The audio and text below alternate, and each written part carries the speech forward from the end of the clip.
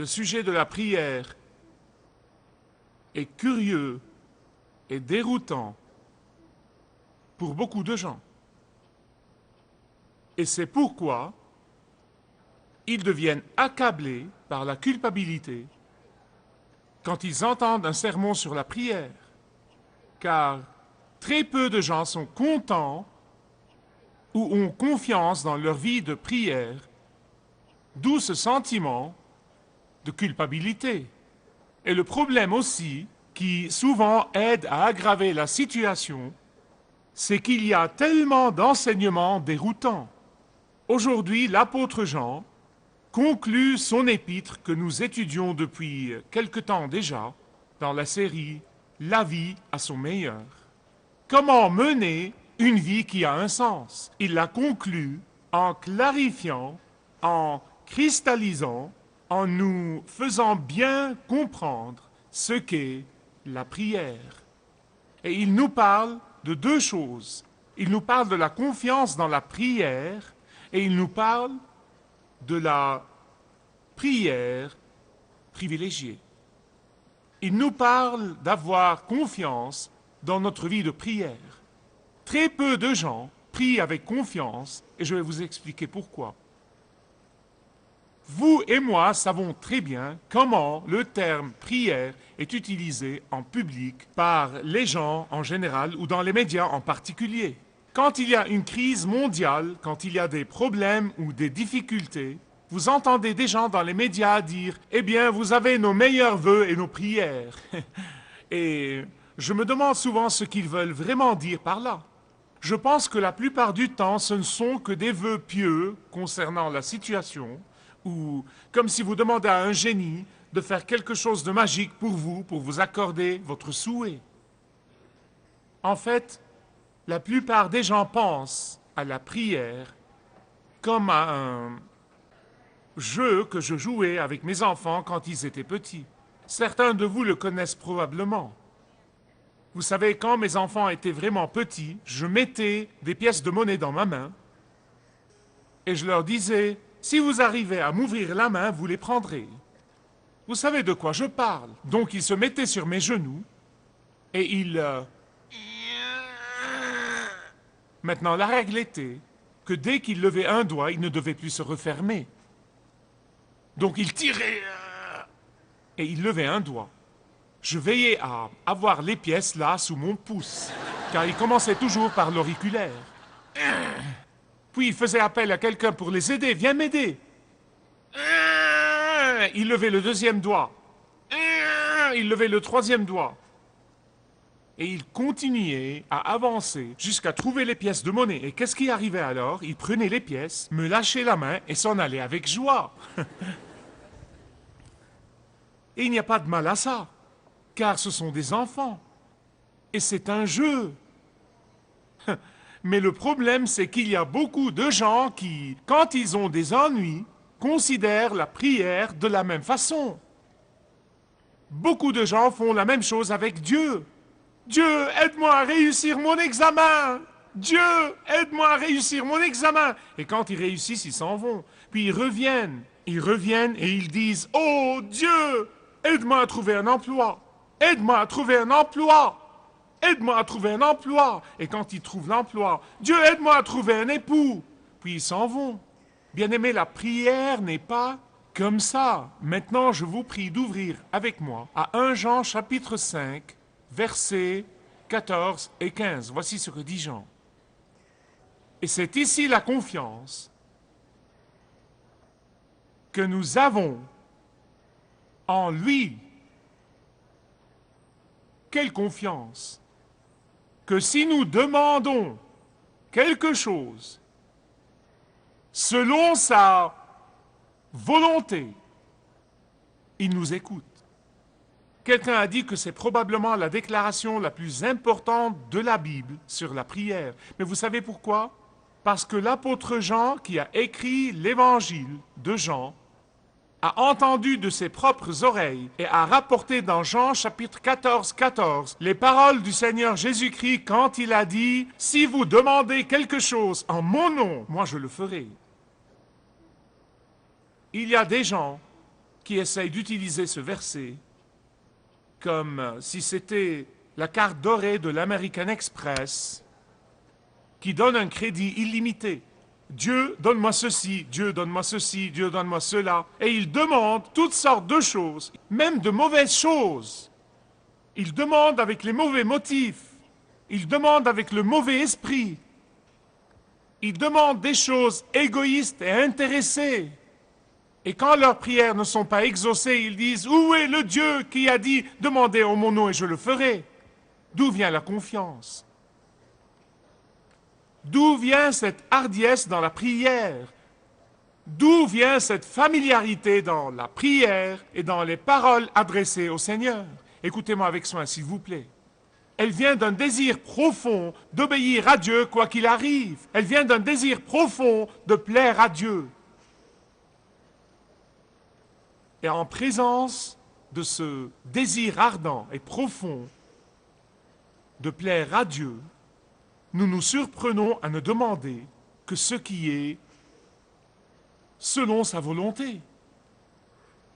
La Bible dit « Fais de l'Éternel tes délices, et il te donnera quoi? Ce que ton cœur désire. » Non, j'ai une nouvelle à vous apprendre. J'ai vécu assez longtemps pour savoir que la plupart des gens aiment sauter la première partie. « Fais de l'Éternel tes délices. » En fait, il ne la marmonne même pas. Dieu te donnera ce que ton cœur désire. Avez-vous entendu ça? Dieu te donnera ce que ton cœur désire. Maintenant, minute. Qu'est-ce qui vient en premier, les bœufs ou la charrue? Les bœufs. Écoutez, et les bœufs ici, c'est « Fais de l'Éternel tes délices ». Et si vous ne faites pas de l'Éternel vos délices, vous n'aurez pas le droit de vous attendre à ce que Dieu vous donne ce que votre cœur désire. Écoutez avec soin. La prière, ce n'est pas vouloir que Dieu voie les choses à ma façon. La prière, ce n'est pas arracher ce que je veux de la main de Dieu. Elle n'est pas chercher à se faire bien voir de Dieu pour qu'il fasse ce qu'il ne veut pas faire. Non! La confiance dans la prière signifie un ami qui parle à un ami. En fait, le mot grec que l'apôtre Jean utilise ici, parasia, veut dire parler librement. Parler librement. Comme un ami prend plaisir à parler à un ami et à lui ouvrir librement son cœur. C'est ce qu'il veut dire. Il veut dire parler à Dieu sans entrave, librement et d'une façon décontractée. Certes avec vénération, certes avec un profond respect, certes avec soumission. En fait, ce mot est répété dans l'Épître aux Hébreux, chapitre 4, verset 16. Il dit « Approchons-nous du trône de la grâce avec confiance », voici le parasia à nouveau, afin d'obtenir miséricorde et de trouver grâce pour être secourus dans nos besoins. Cette confiance, écoutez-moi, cette confiance ne vient pas de l'arrogance, mais cette confiance vient de sa grâce. Elle vient de qui il est et de ce qu'il a fait pour nous. Voulez-vous que vos prières soient exaucées? Écoutez donc avec soin. La prière exaucée a tout à voir avec notre désir de faire la volonté de Dieu. La prière exaucée a tout à voir avec croire que sa volonté pour nous est pour notre bien. La plupart des gens ont peur de la volonté de Dieu. Ils en ont vraiment peur. Et ils ne veulent pas la connaître au cas où c'est quelque chose qu'ils n'aiment pas. Mais la prière vient d'un désir profond de plaire à Dieu et d'une compréhension du fait que la volonté de Dieu pour nous est pour notre bien et pour sa gloire. Quand vous vous soumettez à la volonté de Dieu, comme elle est révélée dans sa parole, Dieu non seulement vous entend, mais encore vous répond. Quelqu'un ici peut dire, eh bien Michael, je suis sûr que j'ai prié selon la volonté de Dieu. Je suis sûr que j'ai prié en accord avec la parole de Dieu. Je n'ai rien prié qui contredise la parole de Dieu. Et je suis sûr que j'ai prié pour la gloire de Dieu. Mais mes prières n'ont pas été exaucées. Et ça fait longtemps que je prie. Et j'attends toujours l'exaucement. Je suis passé par là et je vais vous en témoigner à la fin de ce message. Donc restez à l'écoute. Voici ce que vous devez savoir. Dieu n'a pas une boîte sur son bureau qui dit en suspens. Si votre prière est selon la volonté de Dieu, si votre prière est en accord avec sa parole, si votre prière rend gloire à Dieu, Dieu l'a déjà exaucée. Vous dites, minute Michael, minute. Que veux-tu dire par là? Tu discutes avec moi? Tu me dis que Dieu l'a exaucé, il ne l'a pas exaucé. Bien sûr que si. Il ne l'a pas exaucé, bien sûr que si. Il ne l'a pas exaucé, bien sûr que si. Je ne veux pas vous chicaner. Mais le fait que vous n'ayez pas vu et expérimenté l'exaucement ne veut pas dire qu'il ne l'a pas exaucé. Vous dites, minute, où as-tu été péché ça? Ah, dans la parole de Dieu. Dans le livre de Daniel, chapitre 10, je vais vous montrer et je vais vous prouver que quand vous priez selon la volonté de Dieu, et quand vous priez en accord avec la parole de Dieu, Dieu a déjà répondu à votre prière. Dans le livre de Daniel, chapitre 10, Dieu révèle sa volonté à Daniel. Maintenant, je ne parle pas de vous et de moi. Nous disons, je sens que c'est selon la volonté de Dieu. Mais non, Dieu est apparu à Daniel et il lui a révélé sa volonté, d'accord? Il n'y a pas de doute sur ce point. Donc, Daniel, en vertu de cette volonté révélée de Dieu, se lance dans la prière et le jeûne et le deuil et il s'humilie devant Dieu. Et il prie, et il prie, et il jeûne. Pour combien de temps? 3 semaines. Il s'est complètement adonné à la prière selon la volonté révélée de Dieu. Le premier jour, rien n'est arrivé. Il continue à prier. Il crie au Seigneur. Seigneur, tu me l'as bien dit. Rien. 3e jour. Rien n'est arrivé. 4e jour. Rien n'est arrivé. Fin de semaine. Dieu, tu m'as promis. Et je prie sur la base de cette volonté que tu m'as révélée. 2e semaine. Qu'est-ce qui a bien pu arriver, Seigneur? J'ai prié. 3e semaine. Un messager du Seigneur lui apparaît. Maintenant, n'oubliez pas, Daniel priait selon la volonté révélée de Dieu. Il priait ce qu'il savait déjà que Dieu voulait.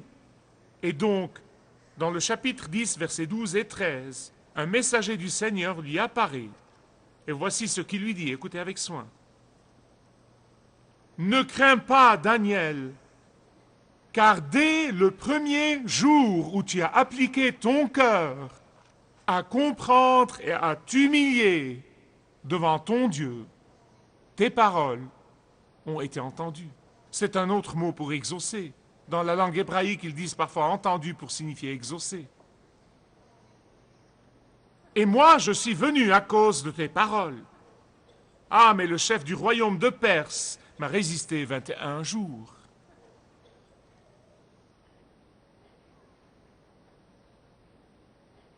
Quand est-ce que l'exaucement de la prière de Daniel a eu lieu? Immédiatement, le premier jour. Vous avez raison. Quand est-ce qu'il a expérimenté l'exaucement de sa prière? 3 semaines plus tard. Et la raison donnée ici, parfois nous n'avons pas de raison et parfois nous avons des raisons, mais la raison est donnée clairement ici, comme quoi que le démon en chef, qui est responsable du royaume de Perse, faisait des dégâts dans les lieux célestes. La prière a déjà été exaucée, mais elle n'a pas été expérimentée pour 3 semaines. Bien-aimés, laissez-moi vous dire une chose, ce n'est pas arbitrairement que l'apôtre Paul a dit, dans Éphésiens 6, 12, que notre lutte n'est pas contre le sang et la chair, mais contre les principautés, contre les autorités, contre les dominateurs de ce monde de ténèbres, contre les esprits méchants dans les lieux célestes. La prière est dépendante de la volonté de la personne qui prie. La volonté de faire quoi? La volonté de faire des batailles spirituelles. La volonté de faire la guerre spirituelle.